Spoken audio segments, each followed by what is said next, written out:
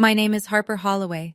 I'm 31 years old, and 6 months ago, my mother stood up at Easter dinner, looked right at me in front of 25 relatives, announced that I was the only Holloway who couldn't put a roof over her own head. She was wrong, but not in the way you'd expect. My dad nodded along like he always does. My sister laughed and leaned over to me with that pitying smile. "You're jealous, aren't you?" 2 weeks later, I invited her over for tea at my new address. When she walked through the front gate, she couldn't dial our mother's number fast enough.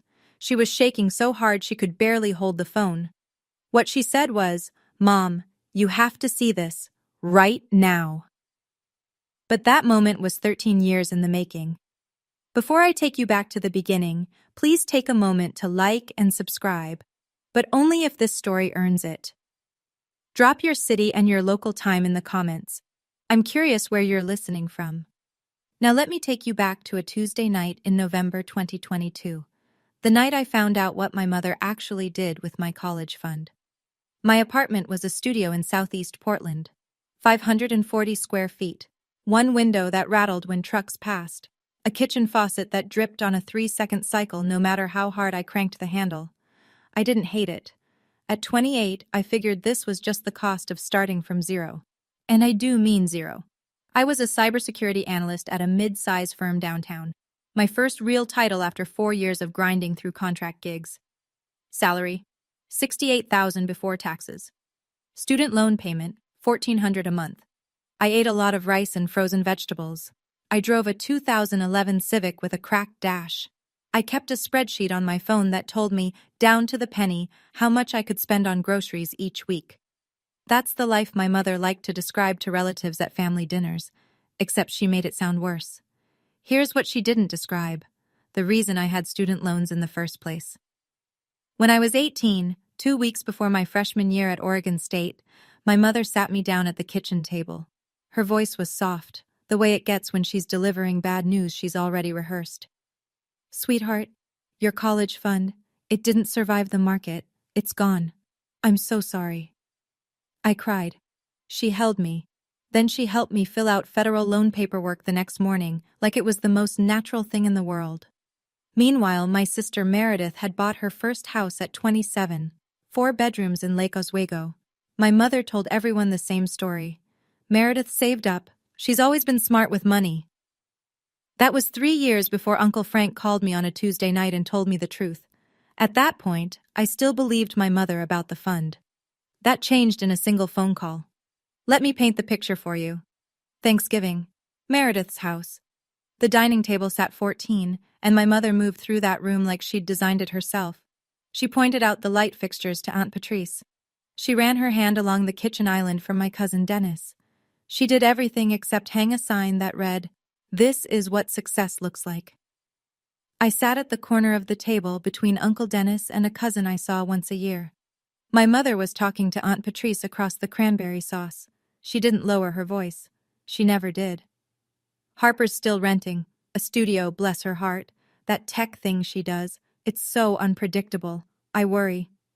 Patrice glanced at me. I smiled. Then Meredith, from the head of the table, tilted her head at me the way people tilt their heads at sick animals. "Hey, Harper, want me to ask around at the brokerage? Real estate is way more stable than whatever you're doing." "I'm fine, Meredith. Just trying to help." My father looked at his plate. He cut his turkey into very small pieces. He didn't say a word. After dinner, I offered to help with dishes. Meredith waved me off. "You're a guest." She said it kindly, but the subtext was clear. This is my kitchen. In my house. Which I own. That night, scrolling through my phone in the car before I drove home, I noticed something. Meredith had created a new family group chat for planning Christmas. Everyone was in it. Everyone except me. When I texted her about it, she replied in 30 seconds. "Oh my God, I totally forgot. Adding you now." She never added me. The call came on a Tuesday in November. I was sitting on the floor of my studio, laptop open, debugging a firewall config for a client presentation the next morning. My phone buzzed. Uncle Frank. He never called. We texted on birthdays, maybe. That was it. I picked up. "Harper?" His voice sounded like he'd been pacing. I've been going back and forth about this for a long time, but I can't carry it anymore. Carry what, Uncle Frank? A long pause. I could hear him breathing. Your mother didn't lose your college fund, sweetheart. She withdrew it. All of it. $42,380. The March you turned 18. I didn't say anything. I was at the bank. I watched her sign the withdrawal form. I told her it was wrong. She told me to mind my own business. Then she didn't speak to me for 2 years. The faucet dripped. 3-second cycle. Drip, drip, drip. The money went straight into her joint account with your father. 2 weeks later, Meredith closed on her down payment. I slid off the couch onto the kitchen floor, cold tile on the backs of my legs. Phone pressed against my ear so hard it hurt. I didn't cry. Something behind my ribs just went quiet, like a pilot light going out. Harper? You there? I'm here. I know this is a lot, but you deserve to know. Yeah. My voice sounded like it belonged to someone else. Yeah, I did. Uncle Frank said one more thing before he hung up. I kept the bank statements, Harper. All of them. You tell me when you're ready. I sat on that floor for a very long time after the line went dead. I didn't sleep that night. I lay on my back staring at a water stain on the ceiling and ran the math. $42,000, withdrawn in March of my senior year. With even conservative growth over the 13 years since, call it 5% annually, that fund would have been worth close to $55,000 in today's dollars. $55,000 that was supposed to pay for my education, that instead paid for my sister's front door. But the money wasn't even the worst part. The worst part was what would happen if I confronted my mother. I could see it so clearly it made my jaw ache. Gloria Holloway did not lose arguments. She redirected them. If I called her, she'd deny it. She'd say Frank was bitter, that he'd always been dramatic, that he was trying to destroy the family. Meredith would back her up, she always did. My father would sit in his recliner with the TV volume turned up 2 notches higher than normal, and within 48 hours my mother would have called every aunt and cousin to explain that poor Harper was going through something and lashing out. I'd become the villain. She'd become the victim. Nothing would change. But if I stayed silent, I kept being the footnote, the family cautionary tale, the daughter who rented a studio and worked in that tech thing. Neither option moved me forward. So at 2 a.m, I opened my laptop. I created a spreadsheet with 3 columns: monthly income, monthly savings, target. The target had a 7-figure number. Confrontation gives liars a stage. I decided I'd build my own stage instead. I closed the laptop at 3:15, set my alarm for 6, and went to sleep for the first time that night. I had a presentation in the morning. My mother called the following Sunday. Sweetheart, I ran into Patrice at the store. She mentioned a landlord in Milwaukee who has some affordable units. Shall I get the number? I gripped my phone. I'm not looking for a new place, Mom. Oh, I just thought you mentioned your rent went up. I didn't mention that. Well, someone did. Anyway, it couldn't hurt to have a backup. After she hung up, I sat very still. Then I opened Facebook. Aunt Patrice had messaged me 4 days earlier. Hey honey, your mom said you're looking for something cheaper? I know a guy. Uncle Dennis. Harper, no shame in downsizing. Let me know if you need help moving. My cousin Laura. Your mom told my mom you're in a tough spot. Thinking of you.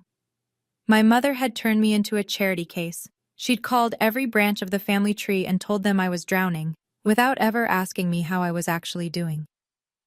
I scrolled through 7 messages. 7 different relatives, all parroting the same story. Gloria Holloway's version of my life, distributed like a press release.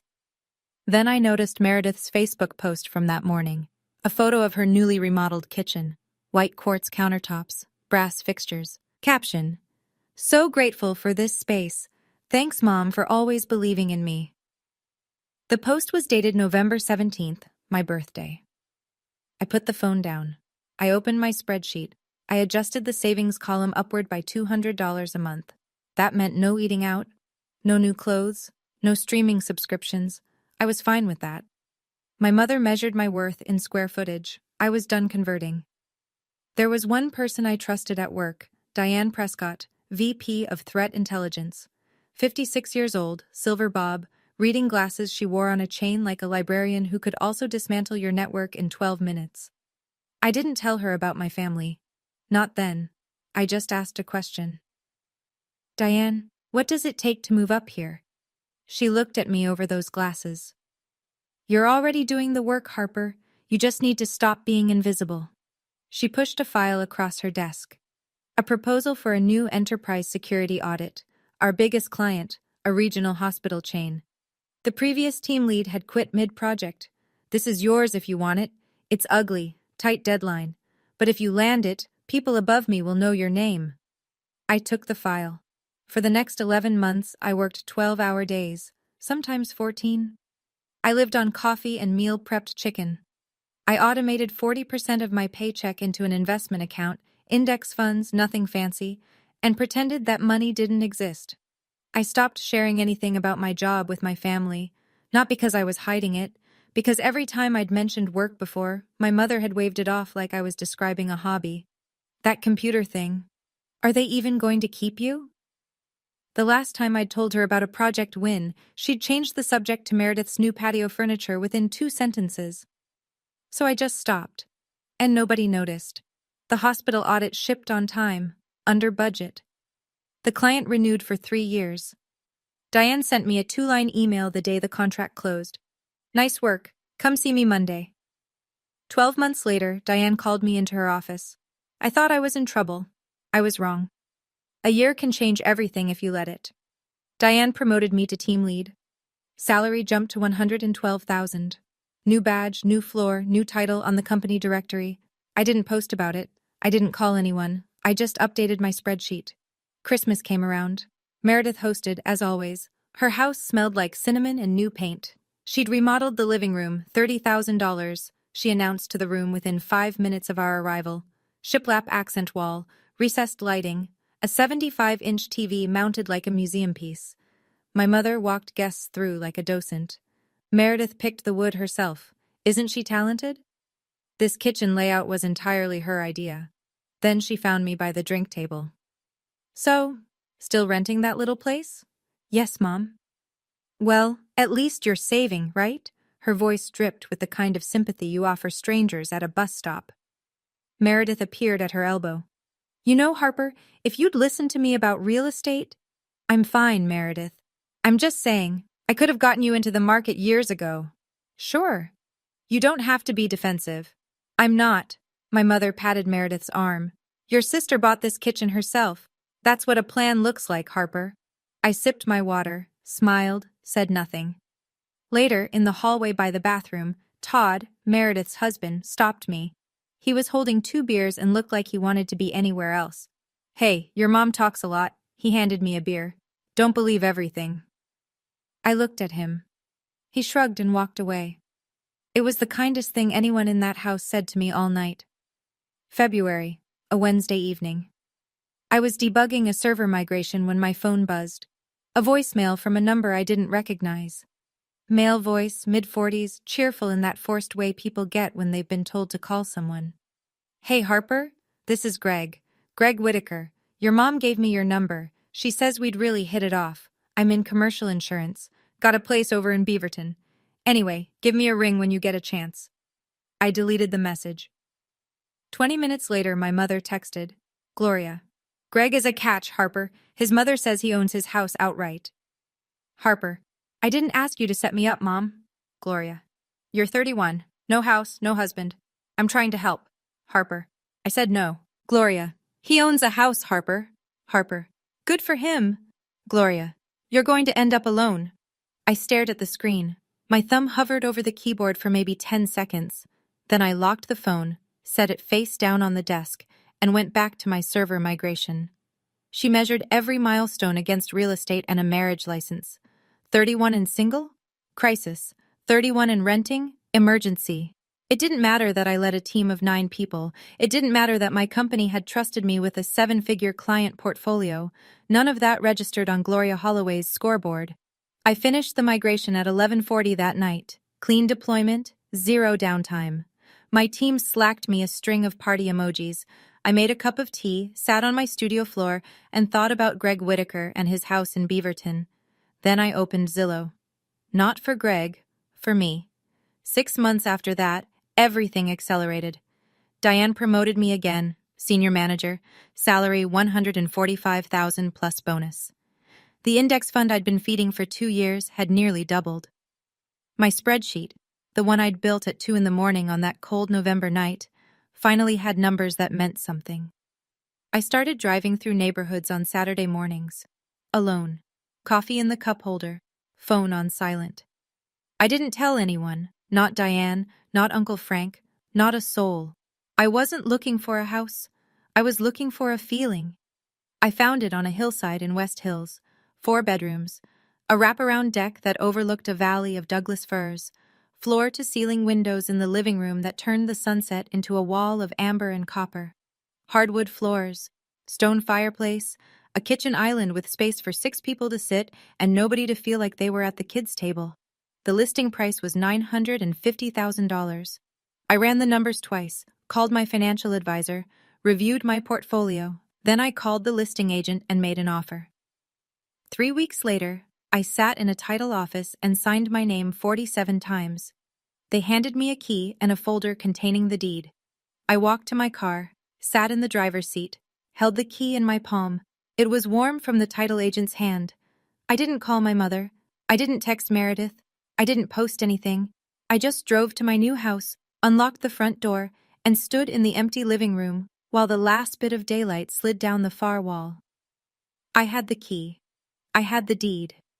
What I didn't have was a reason to tell my family. Not yet. I moved in on a Saturday in early January. No moving truck, no fanfare. Just my Civic packed tight with whatever mattered: clothes, laptop, a box of books, a cast iron skillet that had survived 4 apartments. The house was empty and enormous. My footsteps echoed off the oak floors. Sunlight came through the wall of glass in the living room and through long rectangles across the bare floor. Outside, Doug firs swayed in a breeze that smelled like rain and cold earth. I bought furniture slowly. A couch first, gray, deep-cushioned, big enough to disappear into. Then a bed frame. A kitchen table I found at an estate sale in Selwood, solid maple, slightly scarred. I liked the scars. They made it feel earned. One weekend, I painted the living room wall behind the fireplace, warm white. It took 2 coats and most of a Sunday. My arms ached. I didn't mind. The only person I invited over was Diane. She stood in the entryway, looked up at the vaulted ceiling, then out through the glass at the valley below. She was quiet for a long time. "This is stunning, Harper. Does your family know?" "Not yet." She studied my face. "You're not punishing them by hiding this. You're protecting yourself." "Maybe." I poured her a glass of wine. "Or maybe I just don't want to hand them another thing to ruin." That night, after Diane left, I unpacked a file box I'd been avoiding. On top was the deed to the house. Beneath it was a folded document in a manila envelope, the one Uncle Frank had mailed me the week before. I looked at it. Then I put both documents in the top drawer of my desk. There was a second document in that drawer. I wasn't ready to look at it yet. In March, Meredith's daughter Lily turned 4. Birthday party at Meredith's house. The whole family crammed into the backyard under a rented canopy. I brought a stuffed elephant and a card with a 20 inside. Lily hugged my leg and ran off.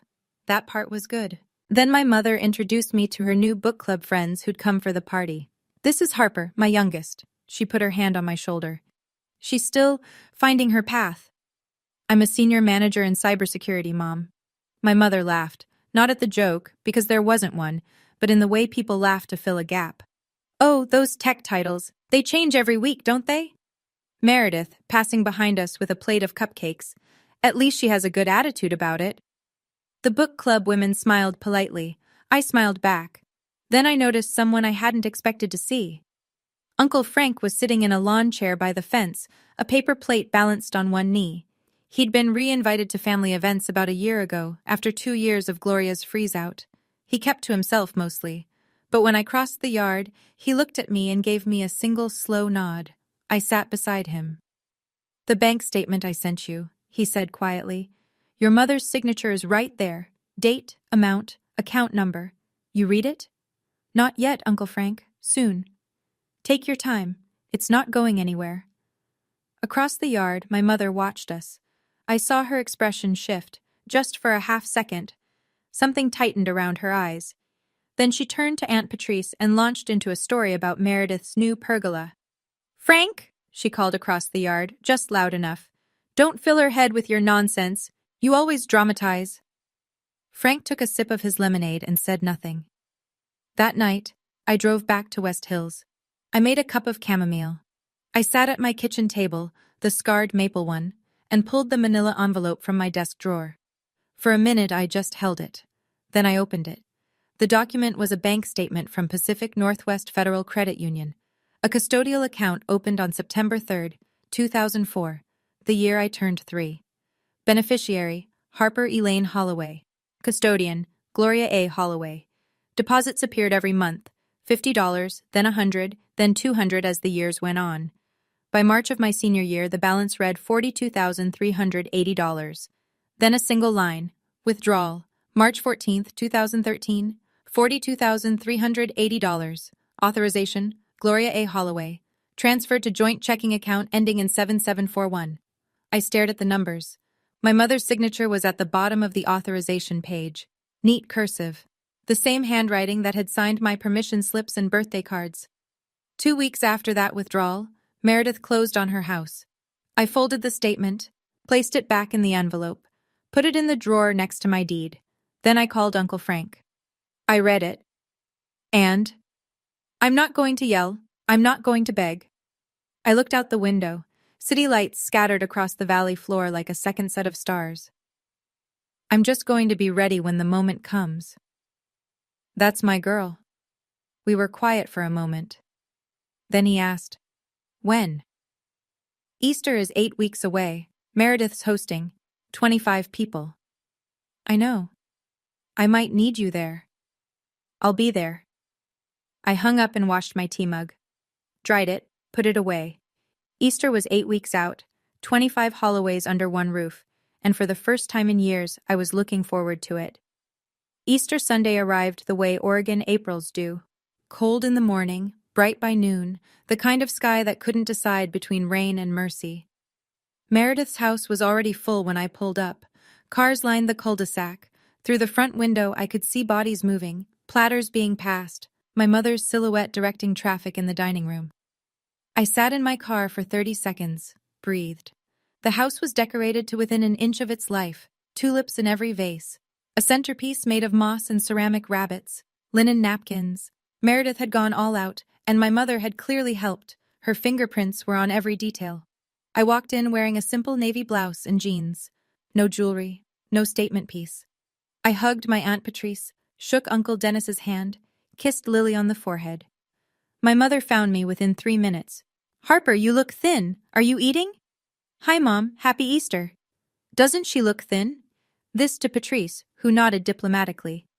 I poured myself a glass of sparkling water and stood near the kitchen island while my mother gave tours. Meredith just had the living room repainted, Pharaoh and Ball. She picked the shade herself. Those floors are original oak. Meredith had them refinished. The deck extension was Meredith's idea. Every sentence was a ribbon tied around Meredith's life, presented to the audience for applause. Todd appeared beside me with a plate of deviled eggs. Brace yourself, he said under his breath. Your mom's in performance mode. I took an egg. I know. She's been rehearsing the toast since Thursday. I looked at him. Toast? Todd winced slightly. You'll see. I didn't need to brace. I'd already decided what I was going to do after dinner. Not during, after. After the meal, everyone drifted into the living room. Kids on the floor, adults in chairs. My mother stood in the center, wineglass raised, glowing like a woman who had rehearsed this exact moment in her bathroom mirror. I just want to say a few words. She looked around the room. Meredith, thank you for hosting, for opening your beautiful home to all of us. She swept her hand wide. This house, this life you've built, this is what hard work looks like. The room applauded. My mother smiled. Then she turned to me. And Harper, honey? Her voice dropped into that register. The soft one. The one that sounds like compassion, but cuts like a credit check. We're all rooting for you. One day, you'll get there. A few people laughed, short, uncomfortable. My cousin Laura looked at her shoes. Uncle Dennis coughed. Meredith leaned toward me from the next chair, close enough that 5 or 6 people could hear. There's no shame in renting, Harper. We all start somewhere. The pity in her voice could have filled a swimming pool. Then Aunt Patrice, sweet Patrice, who meant well and understood nothing, reached over and touched my arm. Gloria told me you're looking for a cheaper place? I know a wonderful landlord in Milwaukee.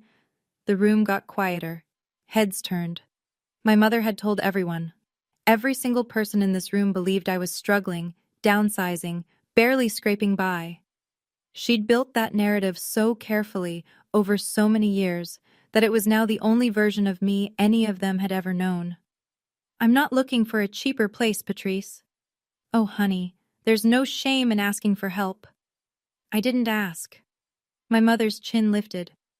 Your pride will be your downfall, Harper. I set my glass down. I didn't say another word. Not yet.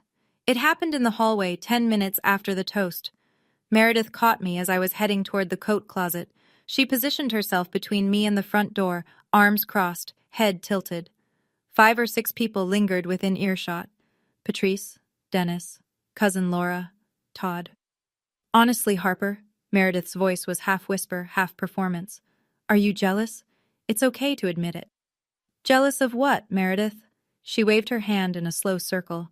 The house, the life, the fixed-rate mortgage and the shiplap accent wall and the $30,000 kitchen. Of this. I worked for this.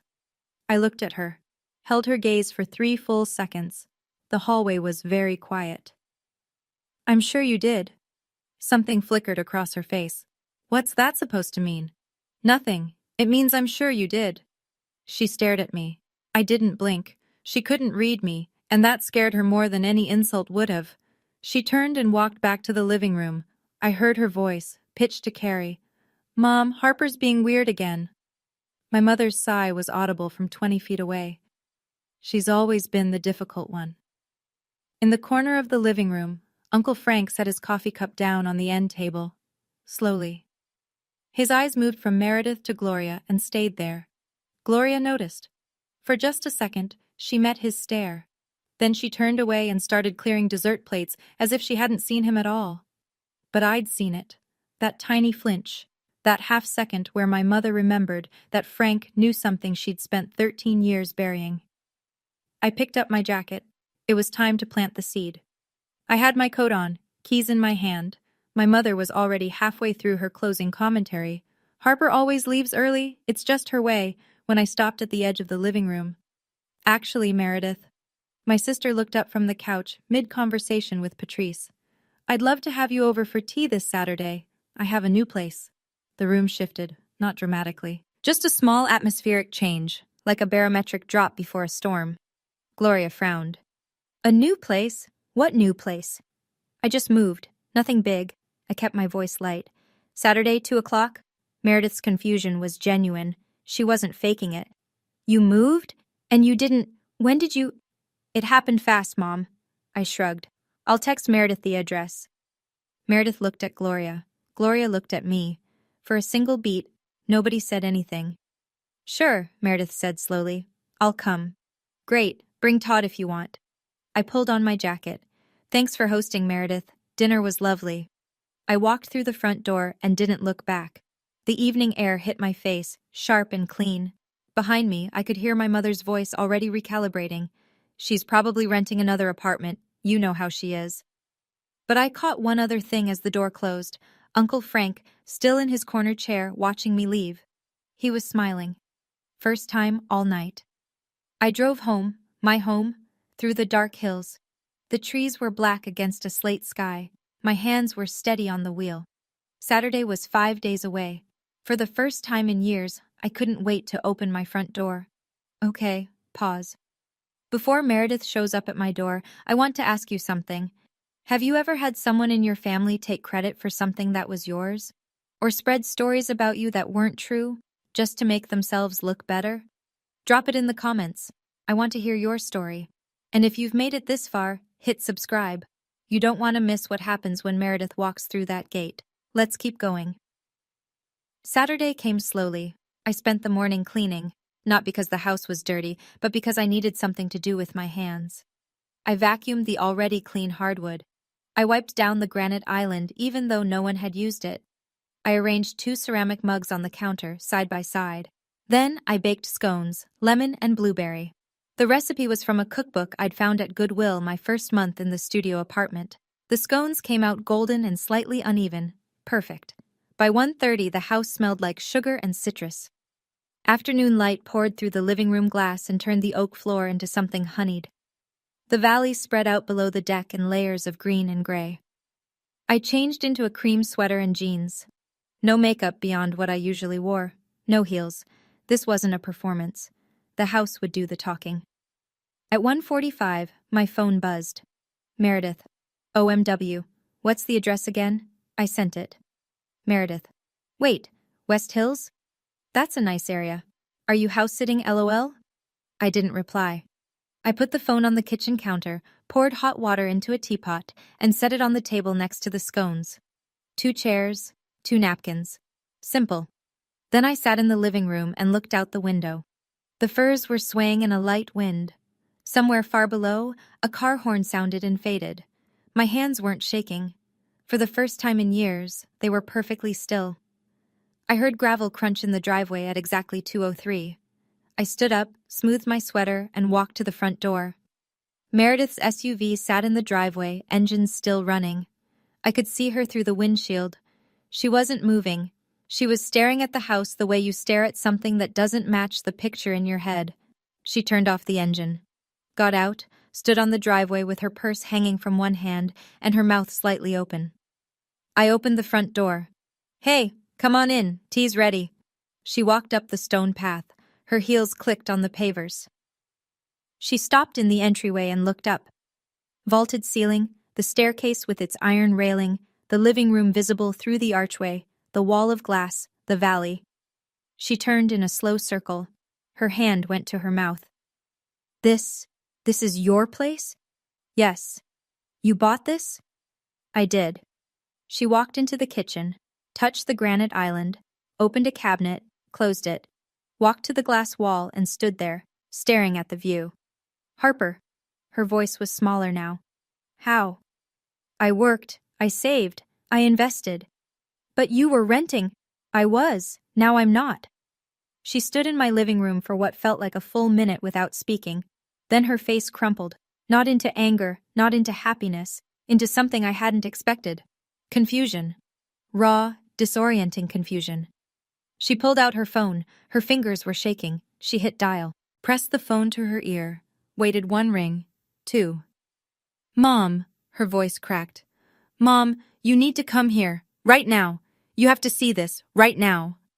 I heard Gloria's voice through the speaker, tinny and alarmed. What? What is it? Are you hurt? Just come. I'll send you the address. Meredith hung up and looked at me. I gestured to the kitchen table. Would you like sugar in your tea? Gloria arrived in 19 minutes. That's fast from Lake Oswego to West Hills on a Saturday. She must have driven like the house was on fire. I heard 2 car doors. My mother's heels on the stone path, fast and sharp. My father's slower steps behind her. Meredith opened the front door before I could. In here. Come in. Gloria stepped into the entryway. She was wearing a lavender cardigan and the pearl earrings she saved for events. She must have been getting ready for something when Meredith called. She looked up. She stopped. 5 seconds. No sound except the wind through the trees outside. What is this? My house, Mom. Welcome. She walked forward as if the floor might not hold, into the living room. She touched the back of my couch, looked at the fireplace, the stone mantel, the built-in bookshelves I'd been slowly filling. She walked to the glass wall and stared at the valley. But you never said... Her voice was thin. How could you afford... I've been a senior director at my company for a year, Mom. My salary and investments covered it. Senior director? Since when? Since you stopped asking about my job. She turned around. Her face was the color of paper. Richard stood in the doorway. He hadn't moved past the threshold. His eyes were red. His chin was trembling. I'm proud of you, Harper. His voice barely held together. It was the first time he'd said those words to me in my adult life. Gloria spun toward him. Did you know about this? No, I didn't. Then my father did something I'd never seen before. He walked across the room and put his arms around me. Gloria stood 3 feet away, outside the embrace, face white, hands at her sides. My father held me for a long time. He smelled like sawdust and Old Spice. Same as when I was 10, same as always. His hands shook against my back. When he let go, the room had shifted. Meredith was sitting on the edge of the couch, knees pressed together, staring at the floor. Gloria hadn't moved from her spot by the window. And then Meredith said the thing that cracked the dam. I don't understand. She looked up at me. How did you save enough? You had student loans, massive ones. Yes, I did. I mean, neither of us had a college fund. Mom said both funds were lost in the— Yours wasn't lost, Meredith. The room went airless. My sister blinked. What?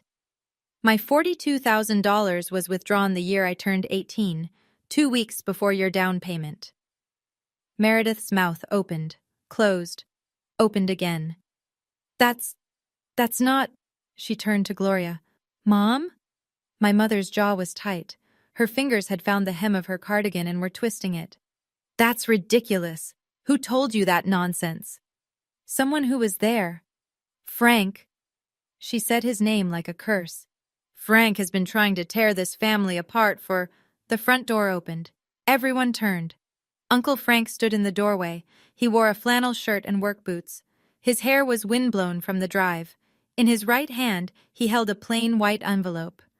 He looked at Gloria. She looked at the envelope. For the first time in my life, I saw my mother completely, utterly silent. Hey, everyone. Frank stepped inside and wiped his boots on the mat. Sorry I'm late. Traffic on 26 was a mess.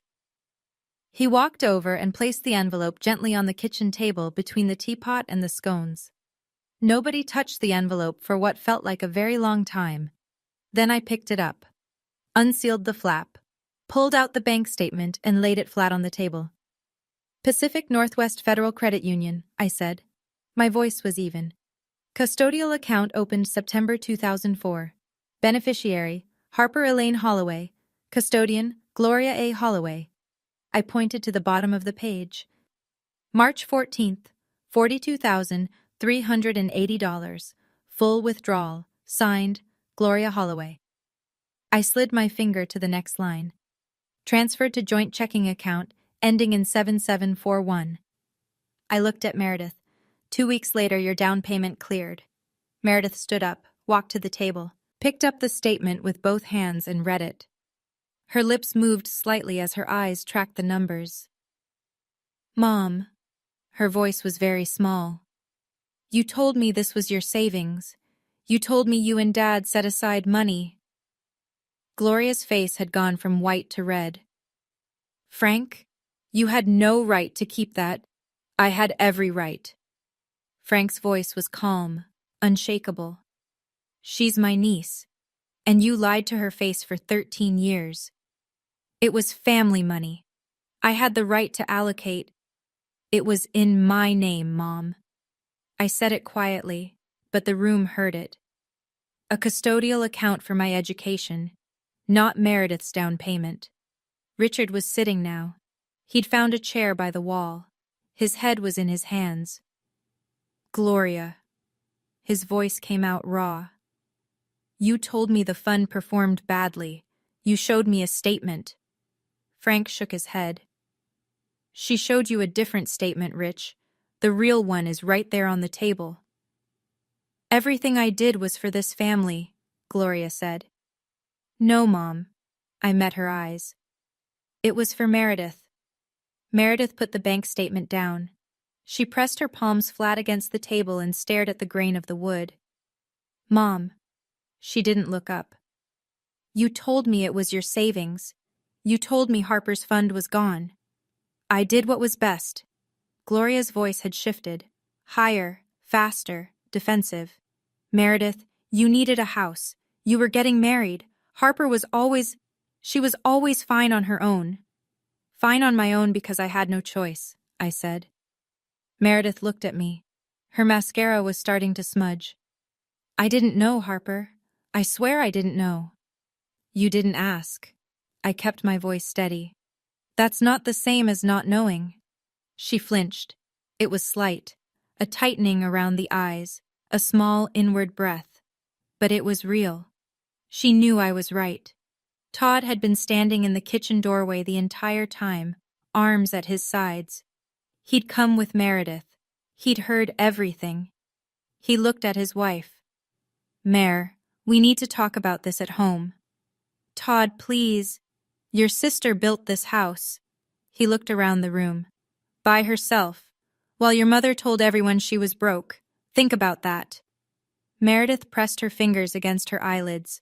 She was crying now, quietly, the way people cry when the tears have been waiting a long time.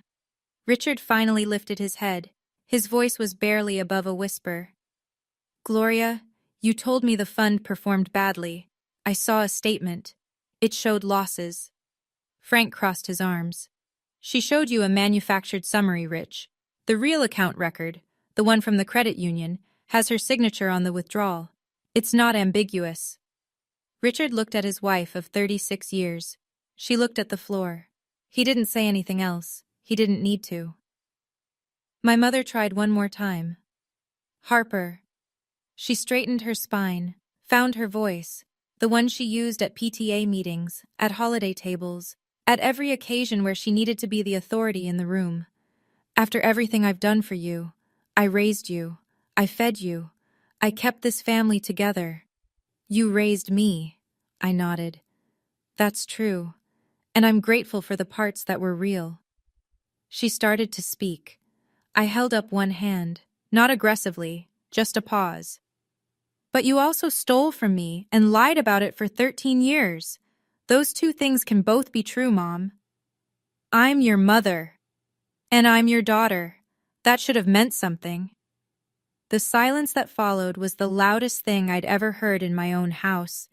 I took a breath. I'm not cutting anyone off, but some things are going to change. I looked at each of them in turn. Meredith, Gloria, Richard. You don't get to tell people I'm struggling when I'm not.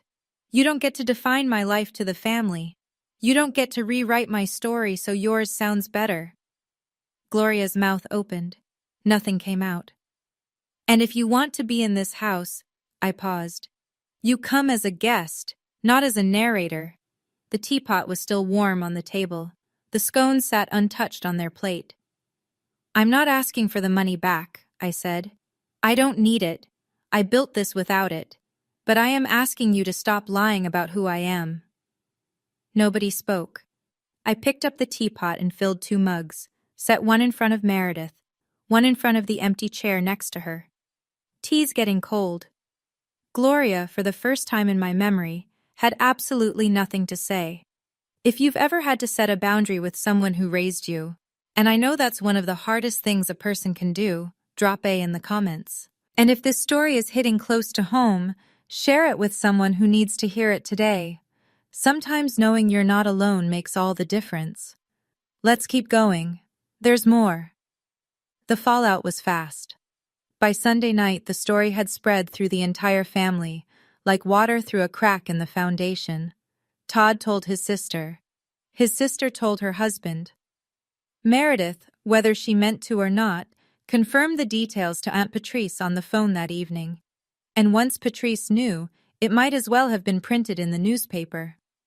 My phone started ringing Monday morning. Patrice. Gloria told us you were broke. We had no idea, Harper. All these years we thought, we just believed her. Uncle Dennis. Kid, why didn't you ever say something? Would you have believed me over her? The silence on the other end was its own answer. Cousin Laura sent a text.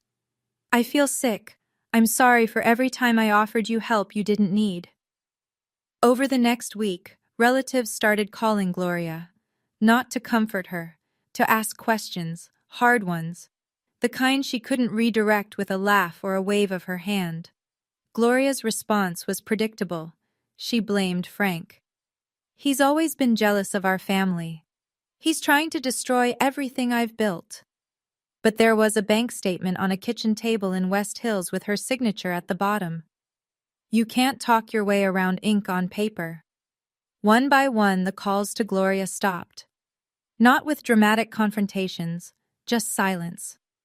Patrice didn't invite her to book club that month. Dennis didn't ask her to organize the 4th of July cookout. Cousin Laura removed Gloria from the family group chat, the one I'd never been added to. My mother lost the one thing she valued more than money, the narrative. For 13 years, she had been the author of every Holloway story. Now the family was reading a different version, and they believed it, because it was true. Meredith called 3 days later. I was on my deck, watching a red-tailed hawk ride a thermal above the valley. My phone buzzed. I let it ring twice before I answered. Harper? Her voice was smaller than I'd ever heard it. I keep thinking about that bank statement. Okay. I should have asked where the money came from. I was 23 and I wanted the house so badly. Todd and I were getting married and Mom said she'd been saving for years and She trailed off. I didn't want to look too closely. I know. I'm sorry, Harper. I'm really, really sorry. Thank you. That matters. There was a pause. I could hear her breathing, uneven, the kind of breathing that comes between rounds of crying.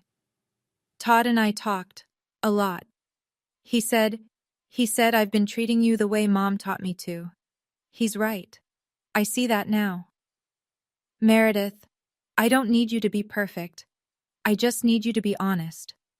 She made a sound that was half laugh, half sob. That's the scariest part. We sat in silence for a moment. Not the uncomfortable kind. The kind that means something's shifting, even if you can't name it yet. Then she said something I didn't expect. Todd almost left me last year. Did you know that? No. Mom was calling every day, telling me how to raise Lily, how to decorate the house, what Todd should be doing with his career. Todd said he didn't marry Mom, he married me, and if I couldn't see the difference, he was done. I didn't want to see it, she said quietly, because if I saw it, I'd have to give something back. I let that sit. I didn't need to add anything. 2 weeks later, my mother called. I was making dinner. Roasted chicken, rosemary potatoes, green salad. I answered on the 4th ring. Harper. Her voice was different, quieter, stripped of the usual polish. Hi, Mom. Nobody calls me anymore. Patrice won't return my messages. Dennis told me he needs space. She said the word like it tasted foreign.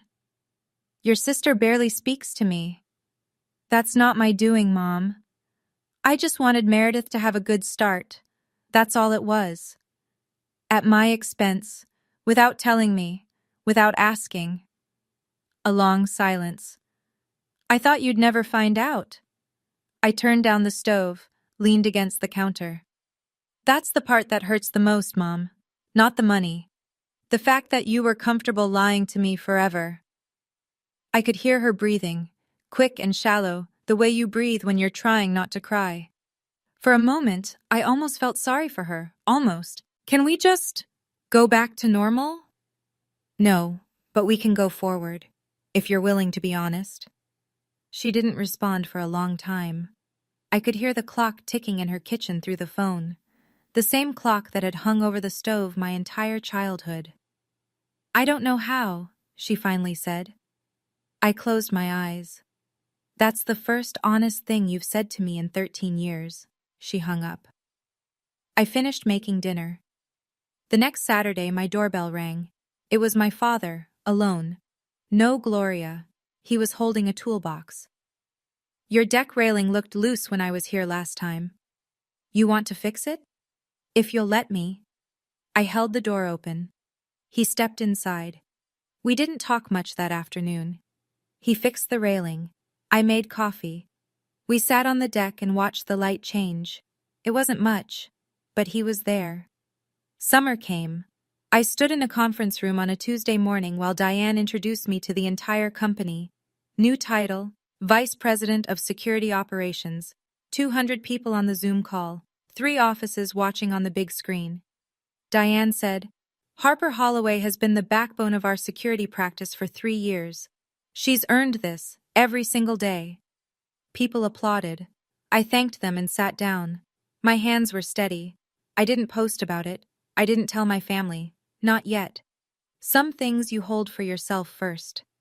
The following weekend, I invited Uncle Frank over for dinner. He showed up with a bottle of Willamette Valley Pinot Noir and that quiet grin he gets when he's holding something back. We ate on the deck. The sunset turned the valley into copper and violet. The firs swayed in a warm breeze. After dinner, Frank set down his glass and looked at me. Your grandmother would have been proud, Harper. I paused. Grandma Margaret?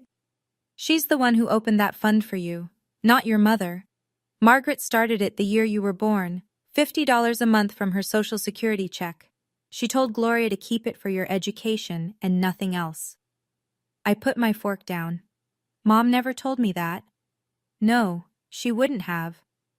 My grandmother had died when I was 14. I remembered her hands, always warm, always smelling like lavender soap. I remembered her saying, at every visit, "You're the stubborn one, Harper." She'd say it like it was the best thing a person could be. I cried, first time in this entire story. Not from sadness. From knowing that even when nobody in my house was watching out for me, someone had been. From the very beginning. Frank handed me a napkin and didn't say a word. Meredith and I started meeting once a month. Never at either of our houses.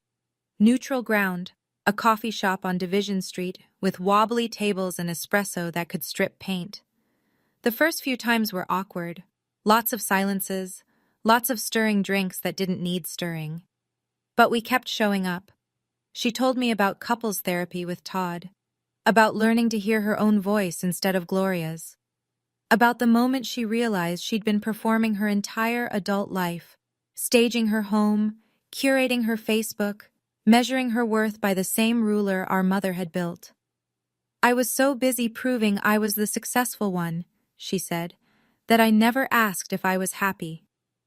I didn't have an answer for that, but I listened, and sometimes that's enough.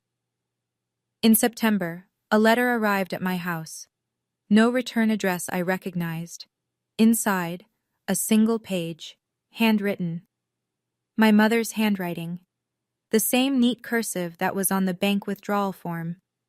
Harper, I made choices that weren't mine to make. I'm trying to understand why. I don't know if I can explain it, but I'm trying. Mom. No, I'm sorry. No grand apology. Just an opening. Small and uncertain, like a crack in a wall. I read it twice, folded it carefully, put it in the top drawer of my desk, next to the deed and the bank statement.